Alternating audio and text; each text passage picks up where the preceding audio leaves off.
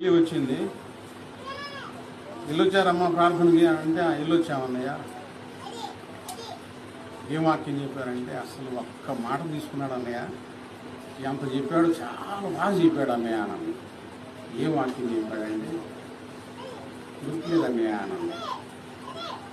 చాలా బాగా చెప్పాడంటే విన్నట్టే కదా, విన్నారా లేదా? మరి చాలా బాగా చెప్పిన వాక్యం శ్రద్ధగా ఎందుకు వినలా? వింటే గుర్తుండద్దు కదా. ఏం వాక్యం చెప్పారమ్మా అంటే గుర్తులేదన్నయ్య అని ఒక చిన్న నవ్వు నక్కి. అంటే ఆయన బాగా చెప్పిన సంగతి అర్థమైందిలే కానీ ఏం చెప్పాడో అర్థం కాల. అందుకే శ్రద్ధగా వింటే దేవుని దృష్టికి న్యాయమైనది మనం చేయగలుగుతాం. శ్రద్ధగా వింటే ఆయన కట్టలను అనుసరించి నడుచుకోగలుగుతాం. శ్రద్ధగా వింటే ఆ వాక్యం మన హృదయాన్ని